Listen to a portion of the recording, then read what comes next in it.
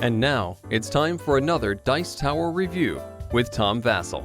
Hey everyone, I'm Tom Vasel, and today we're taking a look at Dice Upon a Time, Adventuring in Grimm's Tales. This is a dice placement game where you will be controlling one of the fairy tale characters, the musicians of Bremen, Sleeping Beauty, Little Red Riding Hood, and going around and trying to accomplish quests, because that's what the fairy tale people did consistently, was just keep doing quests over and over. Maybe I'm getting it confused, but that's what this game is, with cool-looking miniatures and cool-looking dice, and a dice stacking mechanism. Let's see if this one is any fun.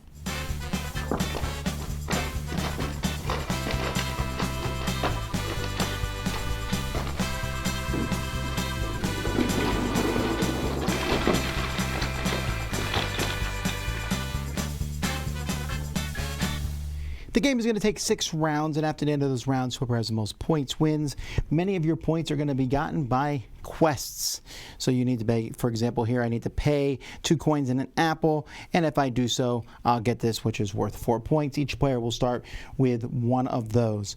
Beginning of a round, you'll turn over this, and it will give you some sort of event that happens over the course of this round. Each player is going to have their own character, one of many of these characters that you'll play with, different characters from fairy tales, of course. Here we got Little Red Riding Hood and Puss in Boots, full size on one side, and then a special ability. Each character will come with their own miniature, and you'll be taking turns moving them around the board. Now, the way you're going to move things around the board is, at the beginning of a round, you'll roll 5 dice, and each turn, you're going to place a die on the board. So let's say I'm this character here, and I want to place a 2. I can put a 2 on top of this one or this one, because it's the same number. Has to be equal to or higher. And then I can move there. If someone else wanted to move to that same spot, they could put a die on top of that that's higher, and dice can have a stack of 3. So if you have lower dice, you can get stuck in areas. Some of the dice sides have special symbols. These count as a 6 when you place them on top of things. Also, you will get whatever it says here. Some will give you magical items, which will give you special things that you can do. Others will give you coins or what have you. Once you're done moving, after placing the die, you can do whatever the action is. There are certain spots on the board that will give you the different resources that you need to accomplish quests. There are spots you can go to where you'll be able to draw quest cards and pick them. So for example, this one, I need to deliver these 2 to the horse, and the horse is right here or over here. You can even go from one horse to another horse while traveling. So there are various places to put on the board that will give you resources. Sometimes they'll give you a story. That's this deck of cards here. Stories can give you side quests that if you do something, you get extra points at the end of the game. That's what AP. Sometimes they're curses where you try to get rid of them because they're negative.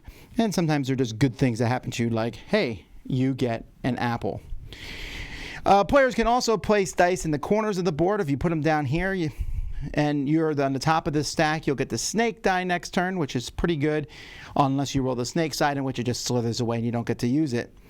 You can go over here to attack other people's dice. Up here to attack someone else's die, here to get the first player marker, or get rabbit tokens that will let you go through groups of dice that other people have. And so once everyone's done placing all 5 of their dice and moving, you pull them all back. You will turn over the next event and go on. After the last round, whoever has the most points, the AP points, is the winner of the game. Components for the game are high quality. There's a plastic insert for all the different miniatures. Speaking of miniatures, the miniatures are okay. They're not like the best miniatures I've ever seen, but man, they're big. The musicians of Bremen, this is a gigantic miniature. I want to play this just so I can walk around with this thing. And they're sometimes almost too big for the board. The board itself, I like the artwork. It's very fairy tale oriented, and it's pretty easy to see what everything does. And to remember what you do on each of the spots, it gives you an icon. There's, the card quality itself is really good. The dice, this is the main focus of the game, is the dice are very high quality, so I like that. They're easy to see what they do. And it's easy to remember that if it's a special side, none on that die, but if it's a special side, it's a value of 6. Players also have help cards that tell them what all the icons mean, tell you what to do, and what the special sides, and then the forest spirits, the 4 different sides, what you can do with those.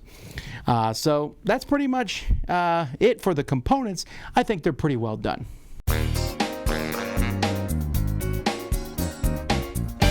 So here we have the fairy tales, and that part works. I kind of, laugh about the fairy tale people going around doing quests, but that works. This game here, I'm not convinced that the audience is me or even adults. I mean, this could be played as a family game, but this one, I played with my kids, and they really enjoyed it. I, on the other hand, was less than impressed, mostly because if you roll low numbers in this game, you're kind of stuck. Yes, you can put the low numbers on the spot that lets you change them to anything next turn, but you still lost them this turn. And if you roll a bunch of high numbers and big numbers, you can do what you want. And then if you turn over a quest, you get a new quest and you're like, I already have this stuff, I can turn it in. Or it's easier to do. There's just a ton of luck in this game. You go here, there's luck. You go here, there's luck. You turn over this card, it's luck. You go to this spot, it's luck. And there's some strategy of placing the dice. And there's even a little bit of mean take that in the game. But overall, I found myself almost overwhelmed by the luckiness of it. And my kids enjoyed it tremendously. So that's pretty much the extent of it. It has high quality that gives kids some cool options. And I think, and again, I don't even know if I'm reviewing this correctly. This may not be meant for kids. But for me, it worked well in that regard. It teaches them to figure out, hey, use my lower dice first. Hey, to do some planning ahead, to place dice in these locations to move there. Hey, I'm going to do this quest, so I need to go over here. And on the way there, I can pick up the items to come back and do this other quest. Great. That stuff's all second nature to me. And it frustrated me on a personal level because while you're doing all that, random stuff is happening all over the place, which may help or hinder you. That did not bother them. And the idea of stacking the dice has a cool visual effect. In reality, it's not that big of a deal, but it has a neat visual effect, and having the really nice components on top of that kind of cemented the deal. Good for kids because fairy tale theme. Good for kids because it teaches you some basic concepts. Good for kids because it has some silly fun, even a little bit of take that they might like, and all that combines to make it a solid game. Bad for me because chaotic and just all over the place. Bad for me because it just wasn't that interesting. Get this and then slowly truck your way all over there. And bad for me because the dice mechanism sounds cooler than it is. So at the end of the day, not for me, but my kids like it. That's Dice Upon a Time. I do like that name. Dice Tower Judgment, kid approved.